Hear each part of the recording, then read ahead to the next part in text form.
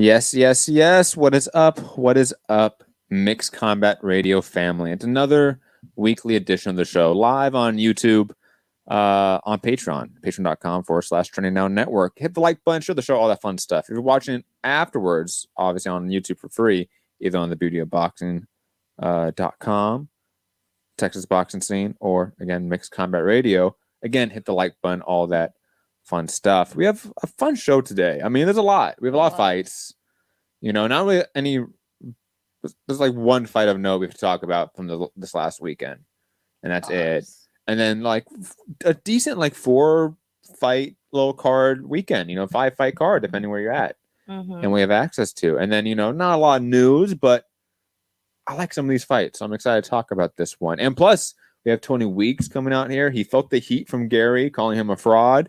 And 20 Weeks has a response to Gary, so we can maybe get into that one as well. But I'm joined, as always, by the lovely co-hosts. First up, Melody Joy from the Beauty of Boxing. Melody, how are you?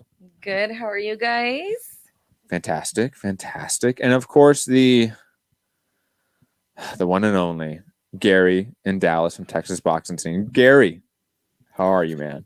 I'm good. Couple of housekeeping items. The Phoenix Suns just released Chris Paul. He's done. He's no longer a Phoenix Sun. Wonder if he'll find another job in the NBA.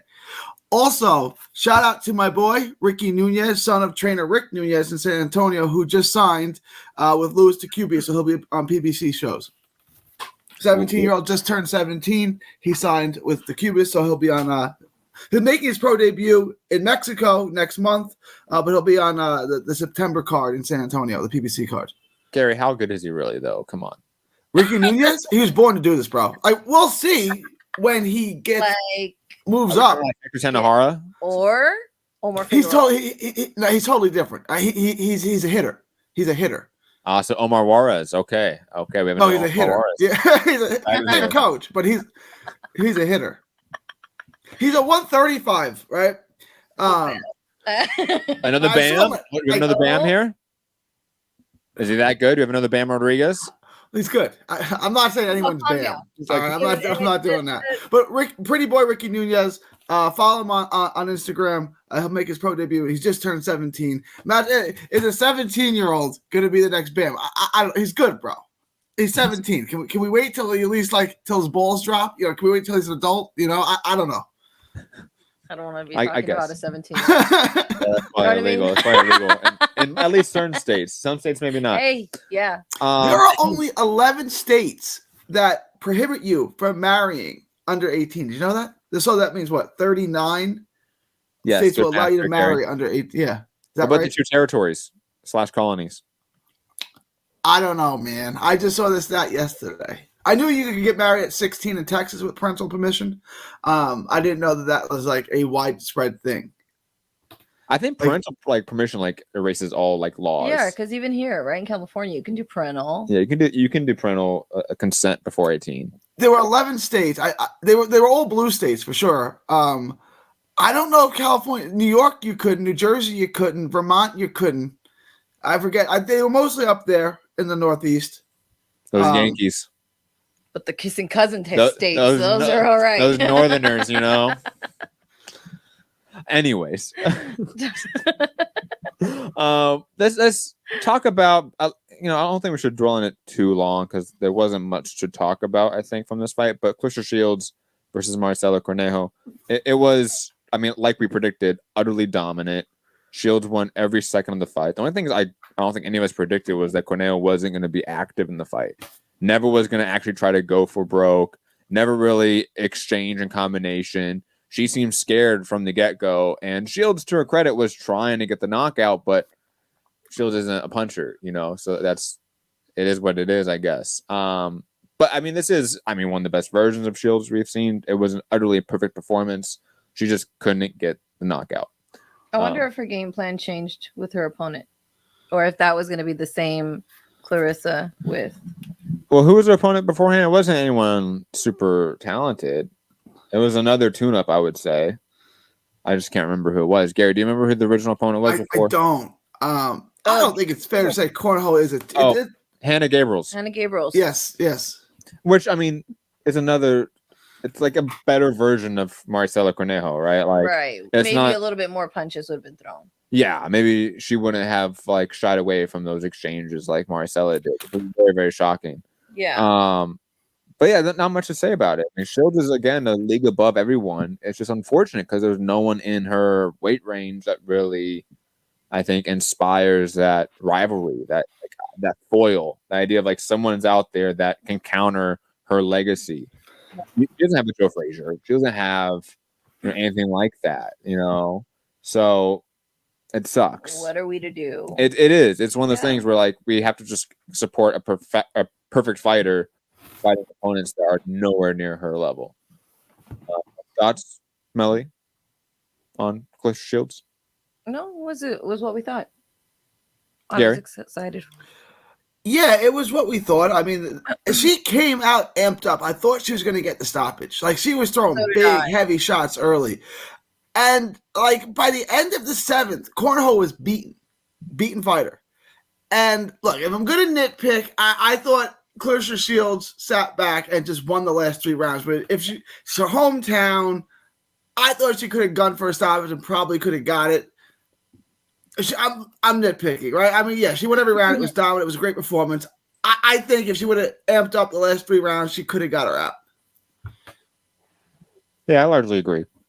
I did feel like she like went from like 4th gear back down to like second gear. It was just chilling. Yeah. And just like coasted that last 4 or 3 rounds. Because the first 4 rounds, I feel like she beat Marcela into submission real fast. Like we were talking, like she was going to get her out in the 7th. Like she would have. Like, the rounds are so short without that last minute. Like, oh my god, it looked like she could have got it. She was about to get her out in the 7th. If there was a little time left, and then she's up 7. So one of the judges gave her a 2-point round. I imagine that was in the 7th, right?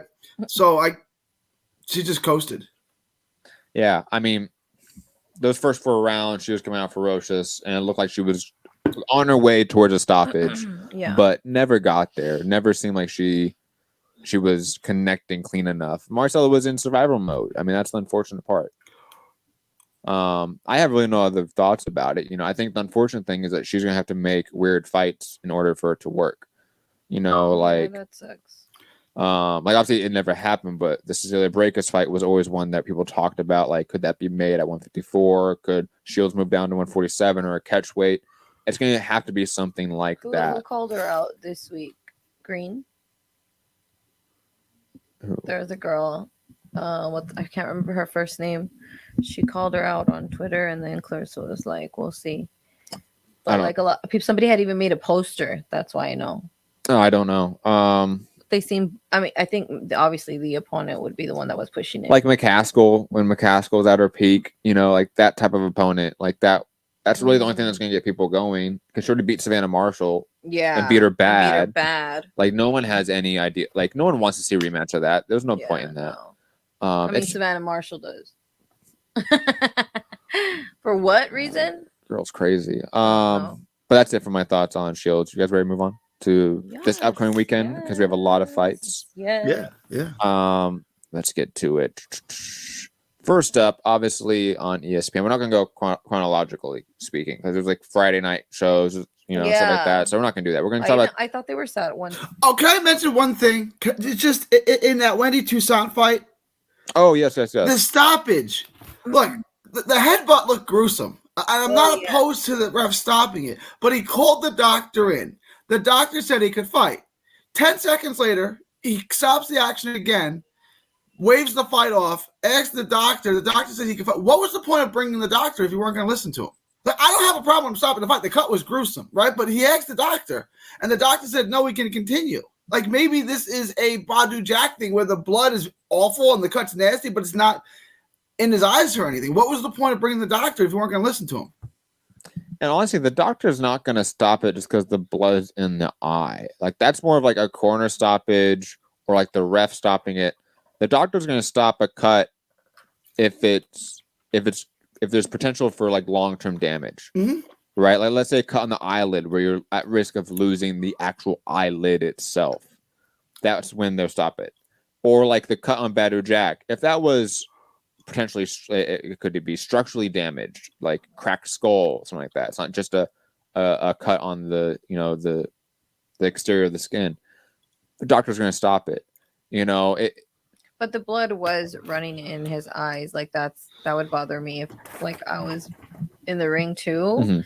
And like I know some people are like, fuck it, just go through it, Oh and, no, like fight through it. But like it was pretty gross and like again, bleeding, pretty dark, like Gary said, juicy like blood. if the ref wanted to stop it, I'm totally fine with that. Yeah. But the idea of bringing the doctor and the doctor's like, it's cool, and then stopping it half a round at most after Later, that, right? it just 40 seconds later. it just seemed pointless. It Yeah. seemed like the ref automatically was like, I don't like that cut. Did he I want it walk to be away done. and was like, ooh, instant regret? Yeah, it seemed like it. I want to know what Tony Week said. Can you tell me? You want? Since Yeah, since we're talking refs? about refs, I want to know because I didn't read it. I did see the article, but I didn't see what he said. Something about age. But let's get into Tony Weeks and then because I got a lot of thoughts on this, and then we'll get into Gary. Yeah, I know. This one's exciting. I know. Okay. Referee Tony Weeks comments on Romero Barroso stoppage. Says age of Barroso played a major factor. Dun, dun, dun. Where is it? There it is. Right here. What was on my mind was a 40-year-old fighter and a young man's game. Tony Weeks told New York Fights. Any official will tell you, you get a fight and a fighter is at an advanced age, you're going to look at him a little harder than the other fighter. When I look at a fighter who's up there in age, there's two things I look at: his reaction when he takes his first hit, and his stamina in the later rounds. Up until the stoppage, Romero didn't really land flush. He landed flush in that last round. When he landed flush, Barroso went down.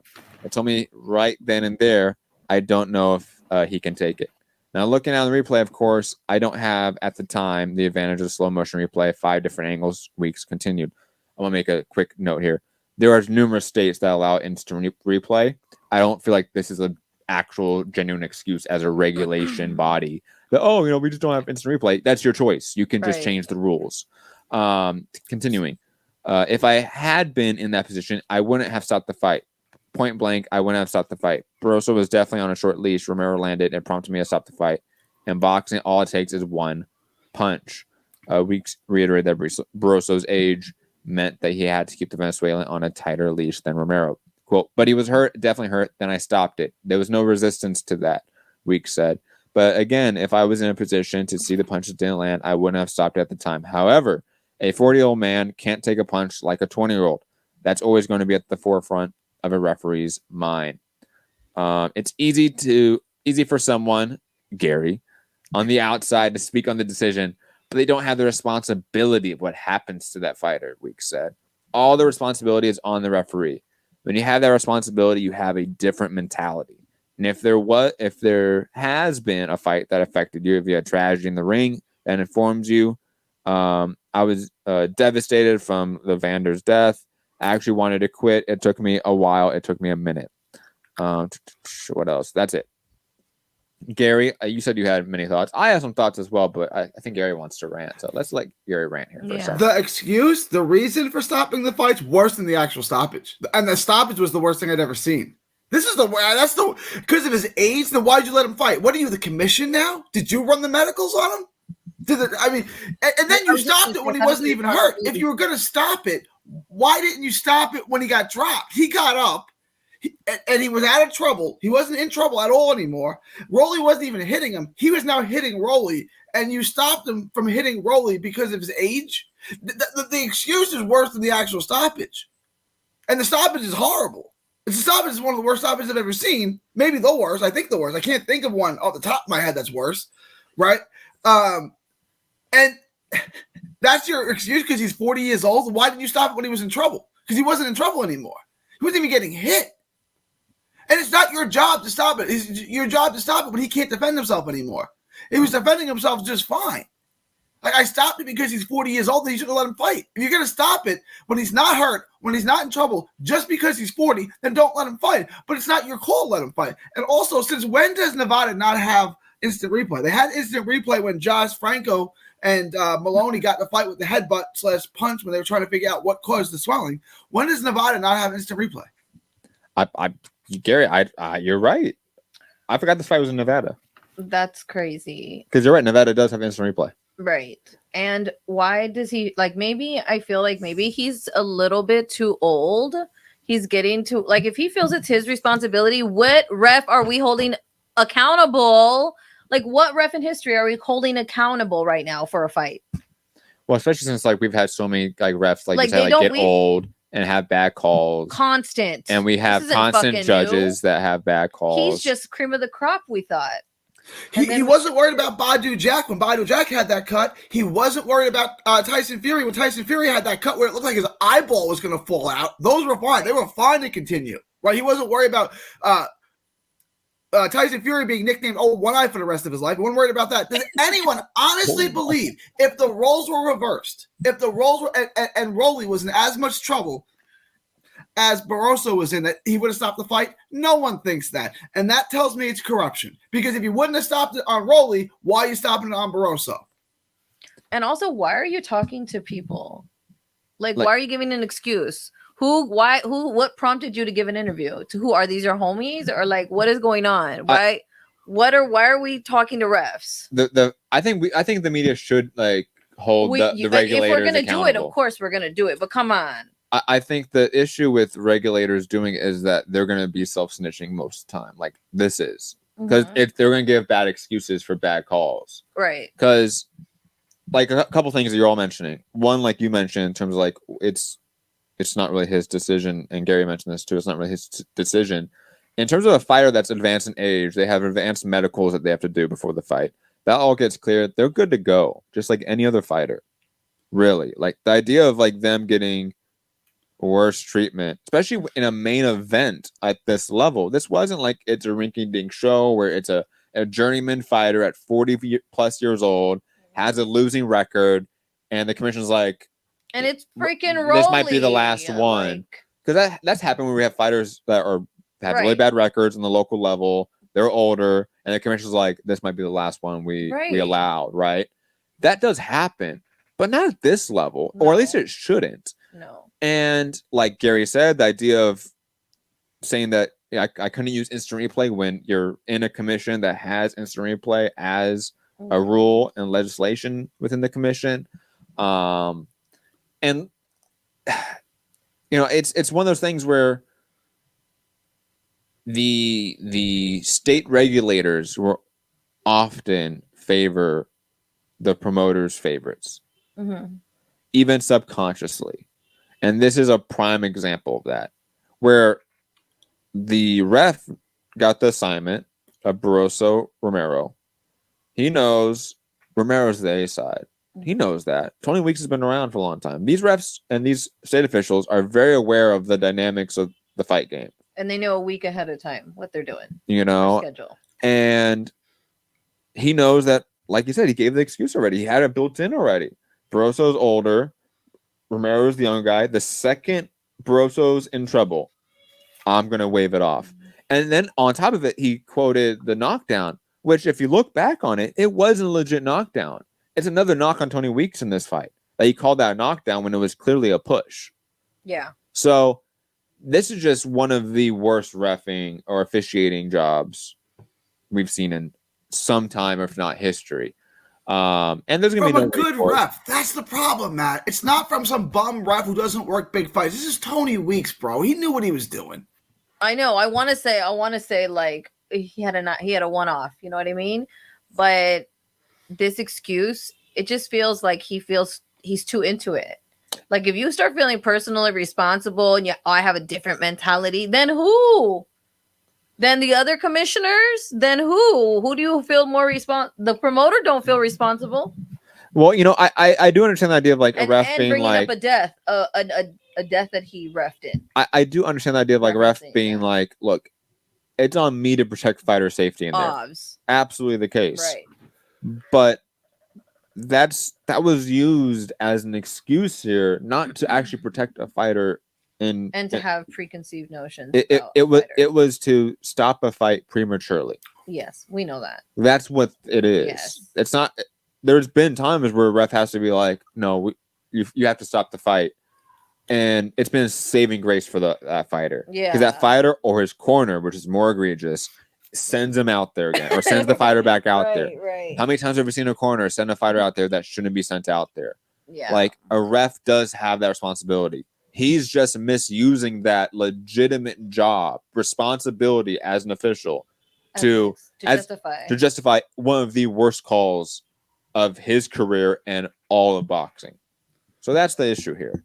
And like I said, there's gonna be no recourse. No. There's no actual in system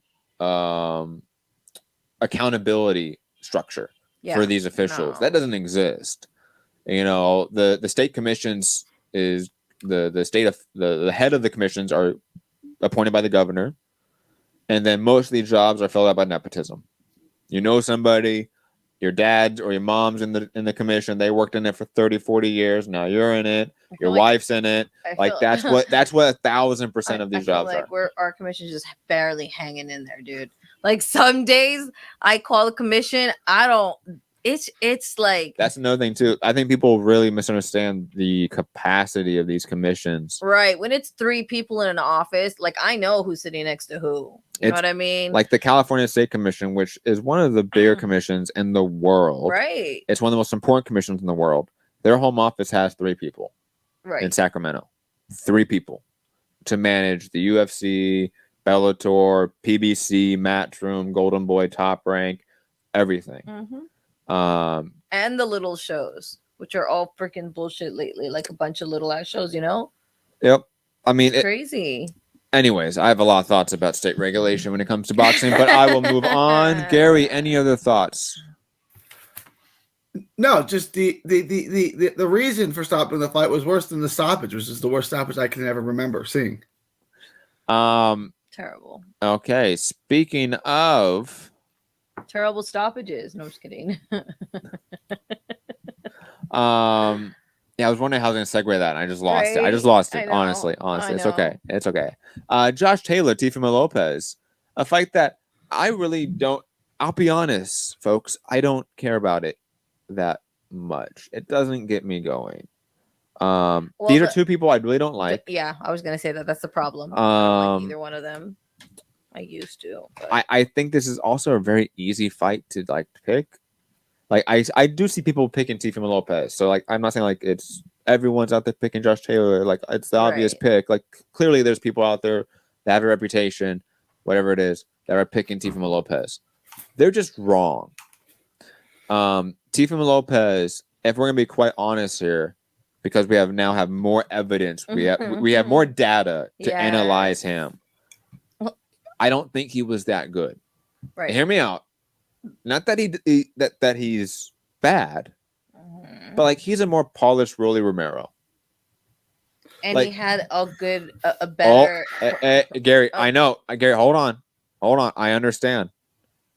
I think he is a much more natural boxer and fighter than Rolly, obviously, but his strengths are his raw power and his athleticism, and he fought guys that were very technically flawed, like Richard Comey on the way up, and that power and athleticism was able to shine out. And then the Loma fight happened, and I know that's like what everyone's gonna say. We beat Loma, and I've been one of those people too.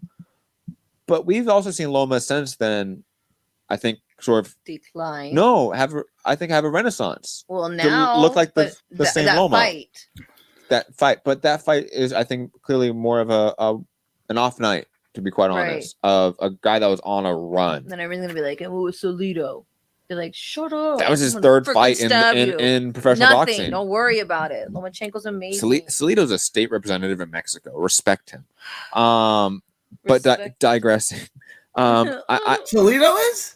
He was, at least. I don't know if he still is. I met him when he was supposed to fight Morales in that exhibition. He was a cool dude. Didn't speak much English, but from what I could tell, he was a pretty cool guy. Yeah, he ran for office in Mexico, and he won. Really? Yes. I think he only served like 1 term, to be quite honest.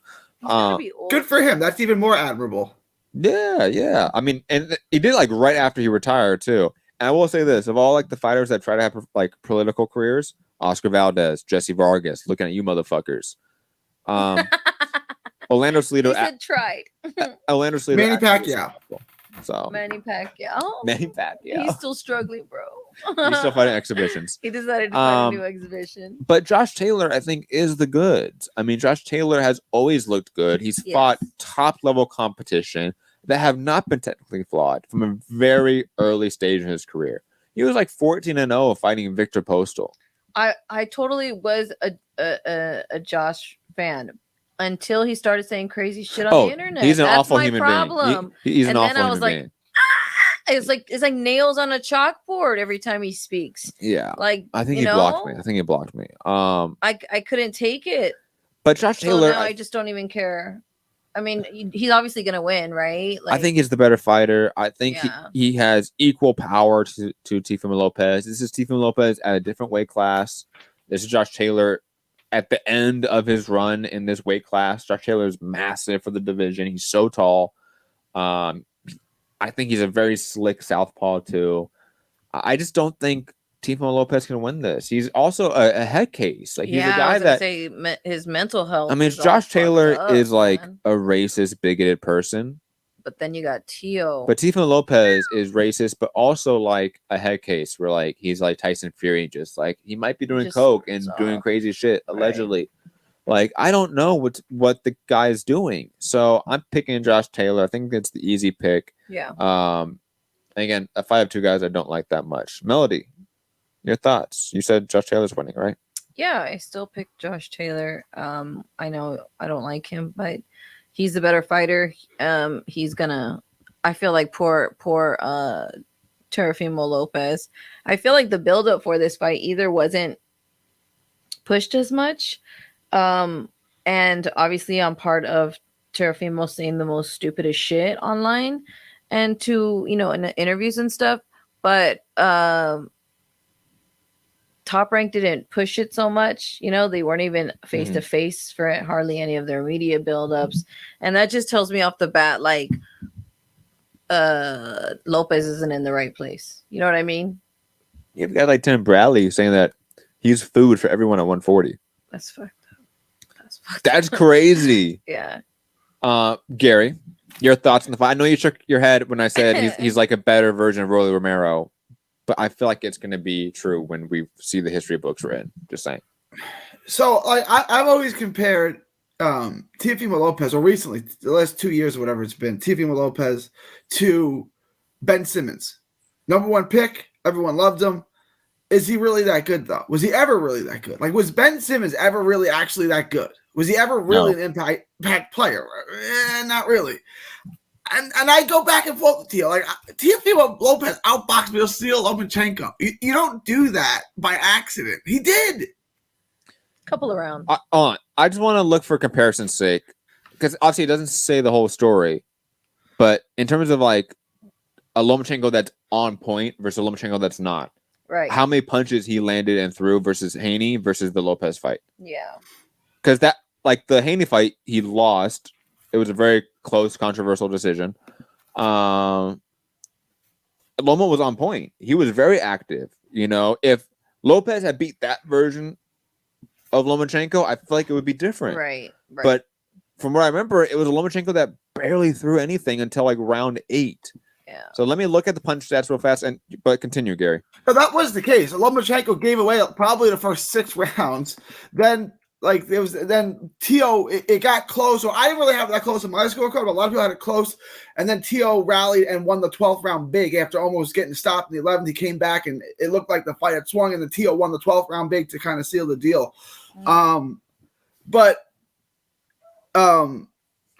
He's got good wins. Like, he blew out Comey in 2 rounds. Like, I can't sit here and say like he's Ben Simmons, who like never really did anything of note. Like Teo has. He's obviously not what he was. And he's still like 26. So like, can he get it back? Can he be the fighter that he was? It's not like he's 36. He's 26. Why can't he be good again? Like, I keep saying this about Ben Simmons too. Like, why can't Ben Simmons be good again? He's not old. He's not broken down. Right? Why? I don't know. Like, I'm picking Josh Taylor to win this fight because Josh Taylor is bigger, right?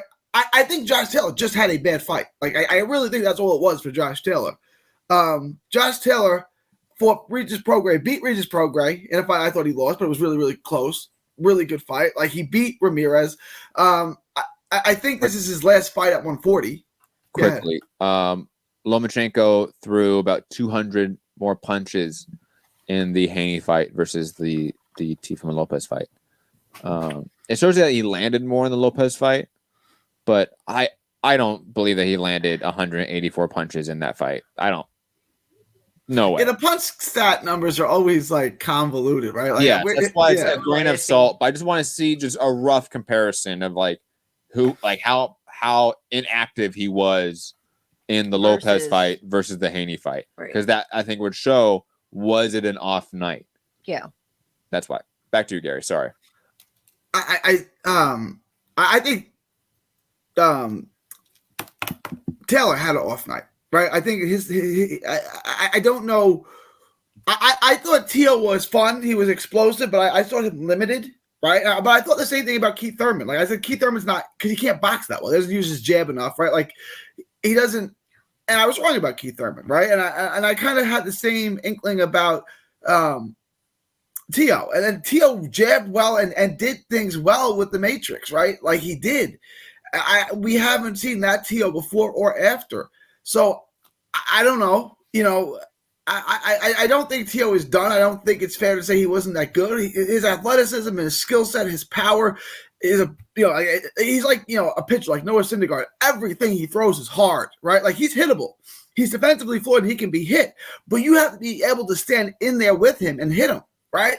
It's tough, right? It's like Barry Bonds. Barry Bonds had a cold zone. It was plastered in between two hot zones. So if you put it in there, you better be perfect, because if not, it's out of the park. If you're not perfect with Teofimo Lopez, he can knock you out.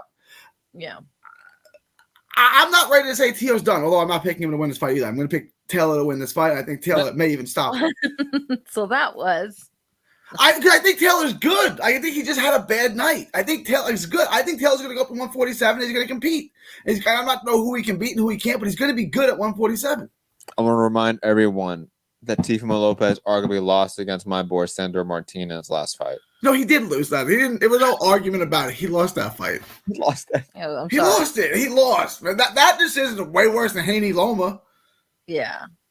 I'm just saying, like, the idea of like you have to be perfect or Lopez is going to catch you. Like, if like Spanish dude Sandor Martin is able to like arguably beat you and go the distance, I don't think you have to be a perfect fighter or just perfect for a night. I think you can just be whatever. I think this guy isn't that good. Yeah. I think Loma had an off night.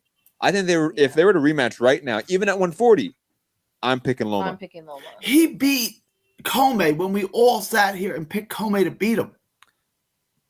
Did we? Yeah, all of us did. I'm pretty sure I did. Because you said he can be hit, and if Comey hits you, he's going to knock you out. Me, you, and Rob all picked Comey to win. That fight happened. That fight was 30 seconds long. It was quick. It was quick. Like it was the first punch that landed, and it landed clean, and it got Comey. Like I don't know. Like if they would run it back, would Lopez have that same success? I don't think so. And maybe it's because Lopez isn't actually a bad fighter now. Maybe he's just so much of a head case. He's mentally flawed. He's not mentally there anymore. Yeah. Like that's a reality. There's definitely mental issues for sure. Yeah. When he was asking his wife for his baby, and his wife was not handing over the baby, you know that terrible. She asked like 3 times, like give it a girl, give it a baby, and the wife was like, "You ain't touching this baby." That's nice, bro. Like no, yeah. Anyways, shout to Sandor Martin. Shout to my Spanish brother, man. Anyways, Henry LeBron is on the card. We're all picking Josh Taylor. I'm worried now. I'm worried.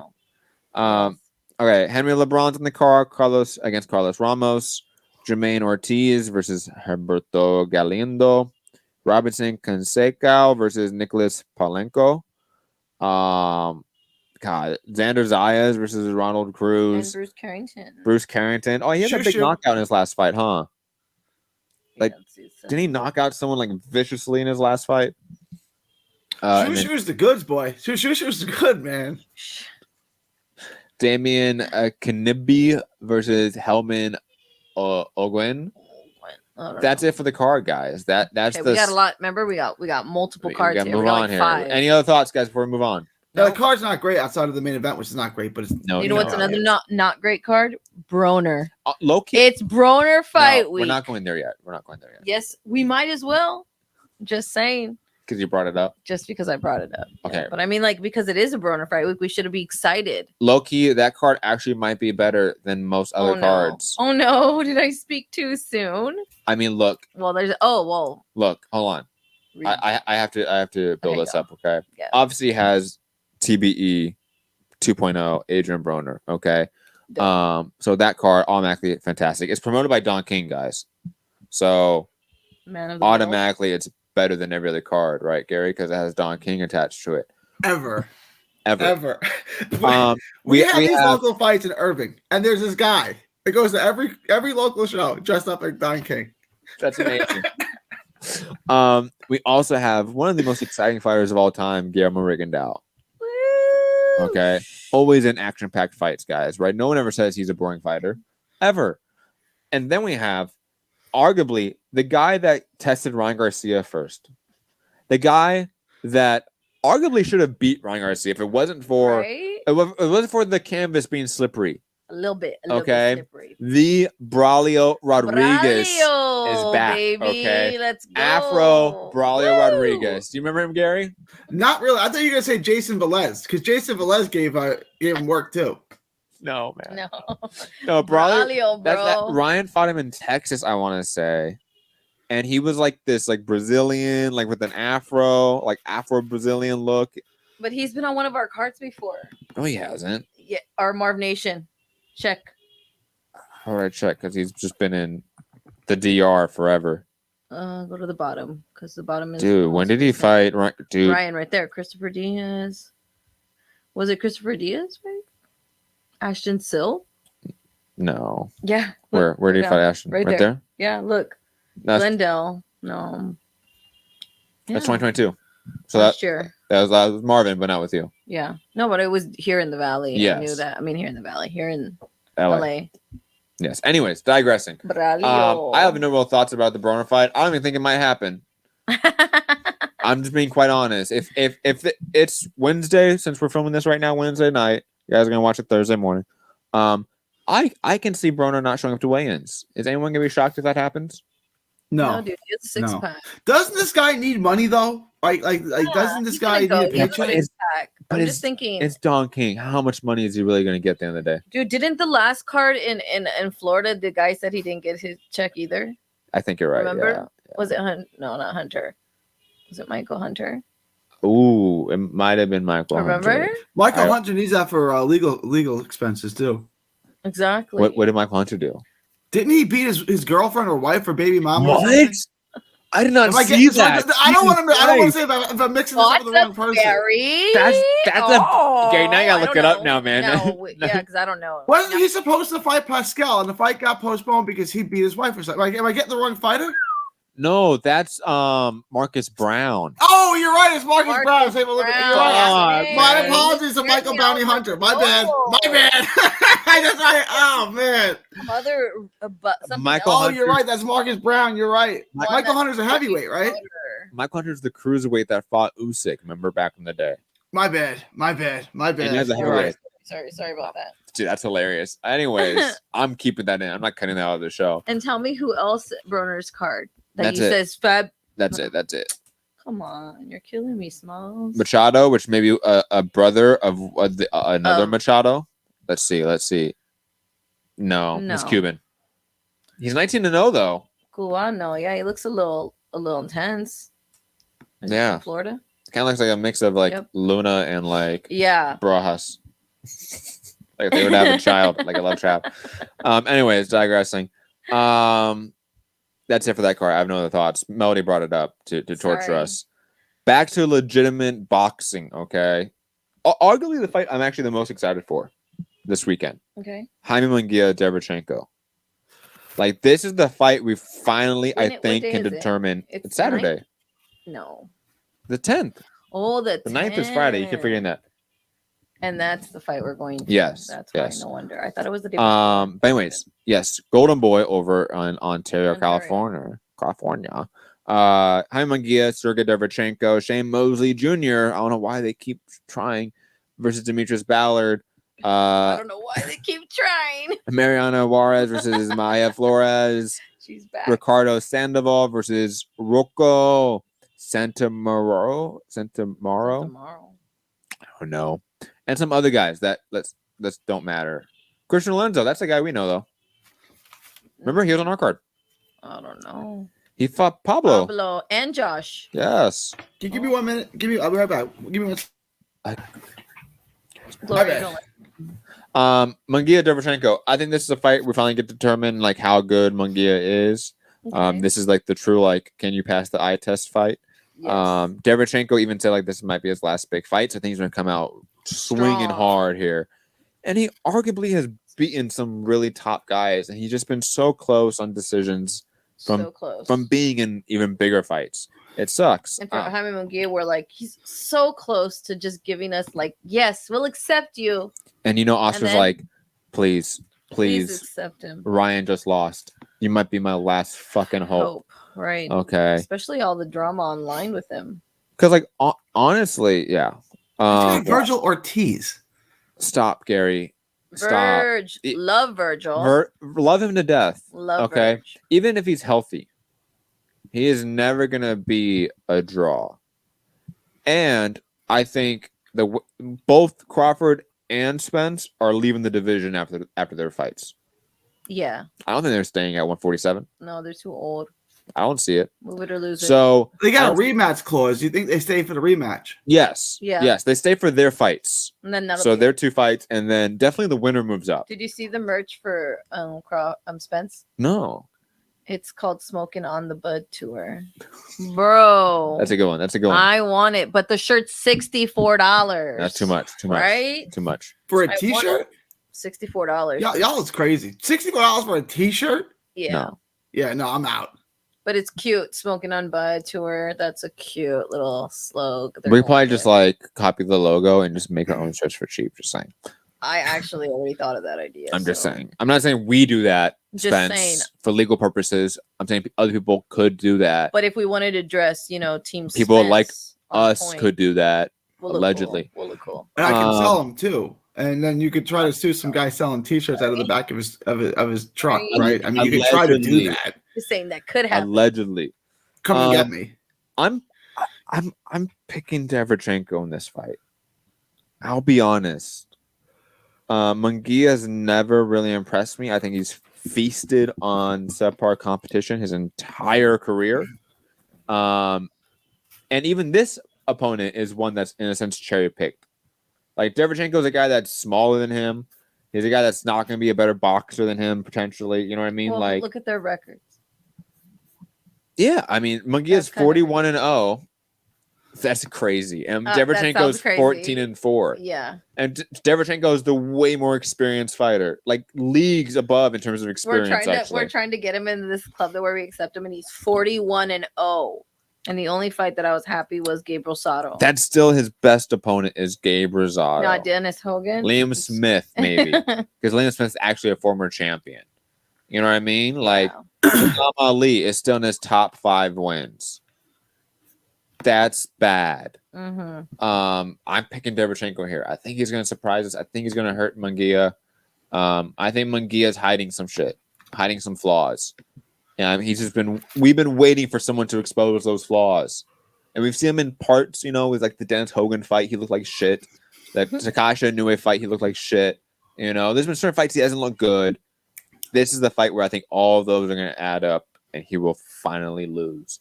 And Oscar's really going to go off the deep end here. It's going to be great to watch, guys. Good, yeah. Thoughts, Melody? Can't wait for it. Oscar seems like he's on the downward spiral already. It's gonna be fun. Fun social media time. Good stuff. And I pick Munguia. I know. Sorry, Mexican bro. Gary. I'm going to take Munguia. I don't really understand what they're doing with Munguia. So Munguia won a belt at 54, and then he's been at 160 since 2020. He's fought like 6 times. He's never fought anyone decent. And then he just skips 160 and goes to 168. I don't understand what they're doing. I don't understand their trajectory. I pick him to win the fight. I think Derevchenko's old and washed at this point. I think Munguia will get him out in a competitive fight. I think it'll be competitive, and then eventually Munguia will get him out. So I'm going to take Munguia in a less than spectacular performance against an aging guy.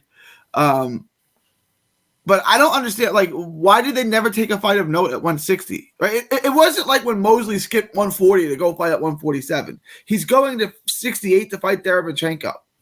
Why didn't he fight anyone good at 160? The best big meat. Or just fight Derevchenko at 160. I bet Derevchenko could do that. I mean, Derevchenko's a lifelong 68 guy, as long as I can he's remember. not. He fought Jacobs. Who did he fight? That's all at 160. That was at 68. Wait, was that 60? Yes. You're right, Matt. You're right, Matt. I'm off my game today. You're right, Matt. Yo, why did you just fight Derevchenko at 160? You're right, Matt. You're right. And Triple G, you're right. Charlo, you're right. Gary wants to know what's the reason. The reason is Oscar de la Hoya. Yeah, he's one of the worst promoters ever. What is the reason? And it sucks because I'm always like in favor of fighters like owning their shit. And Oscar was one of the first fighters to really own his shit in a sense. Right. But dude's just not mentally well, man, and it's sad. And we also know that Roberto Diaz, recent matchmaker for Golden Boy, is also outed. He's no longer with the company. So who knows where the ship is sailing right now? Who's steering the ship? Yeah. Like, is it Eric Gomez? Because most of the time we always knew when Oscar's going on a bender, Eric Gomez comes in and he's running the ship. Him and Diaz. But even Eric Gomez has seen MIA in the last few years. Right. Like, Eric Gomez does not seem like he's out there like he once was, rah for the company. He's taking a step back, it seems. I think largely due to Oscar. But anyways, guys, any other thoughts about Munguia, Derevchenko, the card itself? Okay, moving on. A card I don't think we need to spend much time on because like there's nothing of note on it except for the main event. Even the main event, it's not like the greatest. Sonny Edwards versus Andreas Campos. I mean, both undefeated, yeah. But Sonny Edwards, it sucks to say, he's a really talented boxer, and he boxes circles around a lot of guys he shouldn't. Mm-hmm. So it is what it is. Yeah. So I'm picking him. Kind of a wide decision, you know. Yeah, I don't think Campos. What? Becca's here. Our friend just showed up. With buzz balls, bro. Yes. Stay on track. Sorry. Campos isn't gonna do anything. So yeah, Sonny Edwards. He's not even heavy-handed. That's the if you need somebody with power to beat Sonny Edwards. Mm-hmm. And Campos has 4 knockout wins out of 15 wins. So we're talking about a knockout rate of 26%. No, it's not happening. Not gonna work. It's not happening. Not gonna work. Gary, thoughts on the great Sonny Edwards? Well, I don't know anything about Campos, so I don't know what to expect. But I know I get with Sonny Edwards, so I imagine Sonny Edwards is going to box circles around him unless this guy is some kind of, diamond in the rough that we don't know about. It happens, they pull some guys out and they're like, whoa. Right? I told you, I didn't pick Laura to beat Warrington. I told you that's no that's no tomato can. He's in there tough. Maybe this guy is tough. I don't know. I would imagine he's not. I don't know why they're making this fight unless it's not a mandatory, is it? Or is it? I don't think so. It might be. I will say, look, he's Chilean. No shots at Chileans, because shout to Chile. Love Salvador Allende and all that shit. But, Chile, come on. They don't have good boxers. No. And his last fight was an 8-rounder. Automatic red flag. And he's fought no one of note. Yeah. Not a single person I can say, I even recognize the name as an opponent for somebody else. Right. Does not exist. Yeah. No. Poor guy. I don't think this is going to go well for him, to be quite honest. Exciting little press conference they had, a little face-off. I think Sonny Edwards has a lot of anger, a lot of anxiety in that low body. A little energy pushing out. Yeah, dude. Dude always seems like he's just on one. He's good to go. Briefly, I do want to mention the Tom Loeffler 360 show on Friday. At Commerce Casino. Melody and I will be there. We're going to pretend it's March. Callum Walsh versus old man Carson Jones. Shout out to Carson Jones. Dude, still getting paycheck, man. Good for him. Man. Look at that. Look at that record. I just want everyone to see this box rec photo. Gary, you know how we talk about often worst box rec photos, right? Yeah. I'm sorry to say, man. Carson Jones. Carson Jones is What bad. happened? That's not real, right? Gary, look at this. Look Yeah, at I'm looking. That looks like a mugshot. That looks like he just got a DWI. Like, But and what- he's just, that's terrifying. That- Does he have an egg on his head? It's the cone head, man. It's He bad. looks like he had. Beck, look that at is look at. Somebody hit him. No, that's fucked up. That's fucked up. Anyways, yeah, Carson Jones, Callum Walsh, My girl Gloria, Gloria Mungilla, Stephanie Cohen, Pablo Melgar. Pablo Melgar, and then Mercado too is fighting. That's not the same Mercado. No, it's different. I mean, it's a totally different first name. Yes. Look, It's one's 9-1. that's the one I know. Israel, Bad Ways Mercado. I know him. Maybe you don't know him. No, It's not. The- You're talking about Tito Mercado. Yes, I that's know who that is. when I you do. when you're gonna be like that's the Mercado. I'm thinking like locally. That's the one that it's you it. know, but I know him. So, Anyways, there's a bunch Umar, of locals. Dazbekov, some Uzbek. I'm assuming no Austrian. It's Tomlov for sure. And this one, You want me to try to pronounce that name? yeah, he's 14-0. Go Gor Gor Yetsayan. Yetsayan. Yetsayan, because he's Armenian, so it's Yetsayan. Armenian. They're like Super Saiyans. That's like how the names are always pronounced, kind of. Anyways, last piece of news, and then we're gonna head out of here. Jorge Linares. Can you wait 1 second, please? Jorge Linares, Ryan Garcia. Is it official? Melody, you were. No, it's not official. It's Well, just it's It I know looks because- like it's gonna happen. If we're being well quite because honest. I don't know because they Rolly and Ryan fight. Everybody was saying was gonna happen, and then that one's not gonna happen. the fact that this I think that they're throwing it in there because it's probably gonna happen. Yeah. Because there's no other reason Linares would hop on Twitter. Like none at all. And he just hopped the fuck on Twitter like 2 days ago. Like no. All of a sudden he's calling out Ryan. I think it's a good tune-up fight for him, though. Yeah. Honestly, it It'll sucks for help. Linares, but he gets a paycheck Yeah. at least. Hopefully it'll get Ryan back on track, just like this article says. Go. I think. Gary, any thoughts before we head out of here, man? That's it for topics. Any other topics we need to bring up? Any other? Keith Thurman news? says he's going to be back this summer.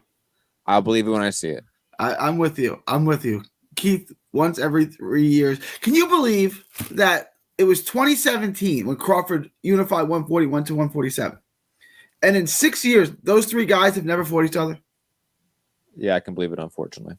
That's ridiculous. There was supposed to be this great three triangle, way of great welterweights, and they've just never fought each other.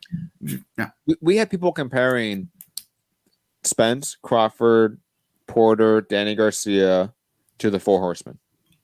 That was a common comparison back in. Take Garcia out, but the other three guys are great talents. They just didn't fight. They're great talents. I mean, we don't know how good they could have been. The sad part is, like, most of them actually ended up fighting when you include, like, Porter and Garcia. It's just Thurman. Spence, and Crawford. Those three specifically never fought each other. But those are the generational talents. Porter's good. Garcia's good, but they're a step below. Right? But I'm not saying, like, it's something like, oh, like, they just missed that one. No. Like, that was the one key one they were missing. Like, they did everything else. Spence and Thurman. They beat everyone else that they should have beat and should have fought, except for each other and Crawford. Like, that was it. It was the one missing piece. One thing Crawford now. One thing I want to know. Thurman's 34. In the last 6 years, so his prime of his career, last 6 years, he's got 2 wins. One's over Josecito Lopez and one's over Barrios. That's it. Those are 2 wins in 6 years. Josecito Lopez was freaking, bro. And he almost got stopped in that fight. Gary's too. hurt. Gary's a little bit butthurt because Thurman beat Barrios. I'm not butthurt because he beat. I said that Barrios didn't even fight him. Voice. You hear his He voice? cried. He's like, I'm not mad. You I'm hear not the pain mad at in his all. voice. Apologize. I'm not mad. Apologize. Anyways, I love Barrios. I love Thurman. I just like saying I love fight. Thurman too. I like Thurman. He's the Ricky Williams of our generation. Love Thurman, dude. Anyways, I'm gonna get final thoughts. Claressa Shields, fantastic. I just wish we had a foil for her. I wish Savannah Marshall turned out to be like since you brought the her goods. up. the thing we were looking at earlier, the box rec ranking Oh my of god. Clarissa Shields. Look at it, Gary. I closed it out. Oh, Oh, I can pull it up real fast. I'll pull it up real fast. Gary, just rough estimate. Don't look it up. Here. Don't look at it right now. Where do you think pound for pound active women fighters is like? Where do you think Clarissa Shields ranks in the box rec pound for pound? Well, since she hasn't fought Jeff Horn, probably quite low. Obviously, she's number 1 on my list. I'll say she's 8 on their list. She's Is that what she is? no, dude. She's 15. It's so. That 15. is Hold on. horrible. Number 1, Chantel Cameron. Number 2, Katie Taylor. Number 3, Amanda Serrano. Number 4, Jessica Neri Plata. I'm butchering that name. Apologize. Yocasta Valle at 5, which is probably the most egregious one. Right. Because we all know have, Yocasta. They have Yocasta above Sinessa also. Sinessa Estrada at 6. Marlon Esparza at 7. Alicia Bumgarner at 8. Michaela Mayer at 9. Evelyn Bermudez at 10. Delphine Persoon at 11. Jessica McCaskill at 12. Yolan Luna Avila at 13. Montserrat Alcon at 14. And then Clarissa Shields. Nice. They got a bodybuilder before Clarissa. This is look, I understand like it's on a point system. It's not like us doing it. It is you doing it, you assholes. That's horrendous. If your point system gets you this result, when everyone knows where Clarissa Shields ranks pound for pound, right, then maybe you should change your fucking point system. Right. Yeah. It's flawed.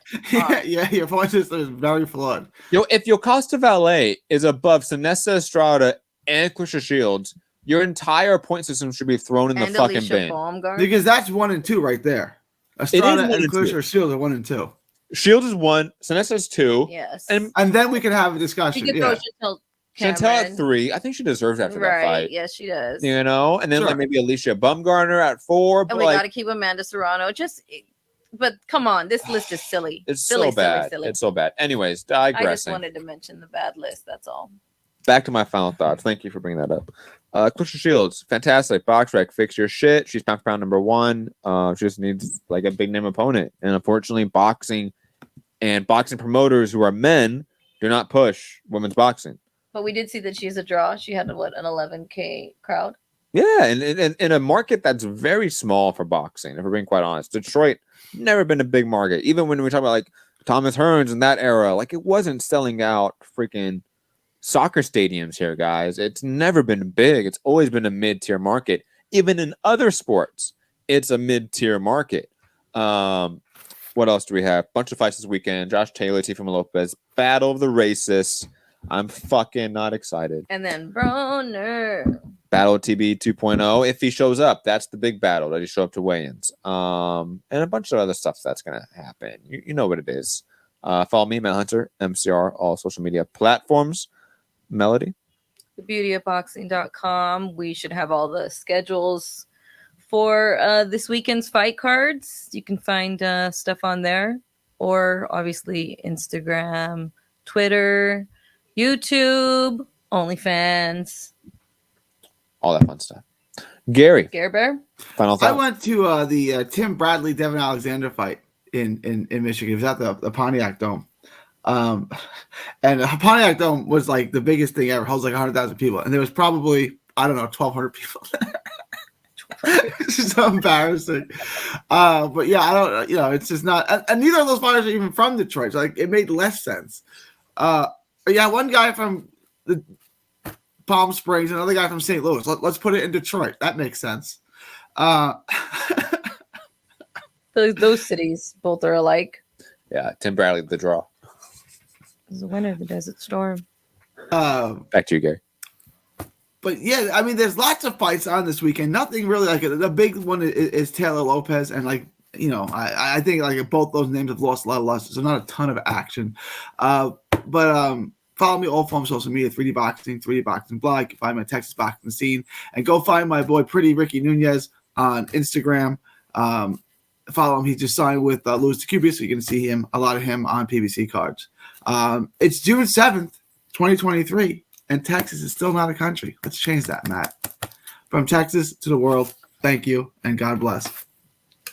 You're I motioning. was, just because remember to follow us on Instagram, because we are going to be at the fights Friday. Yes. So you can see us behind the scenes, little action if you want. Yes. Obviously, all the links are down below in the description as well. Yeah, hit the like button, share the show, all that fun stuff. Let's get out of Peace. here.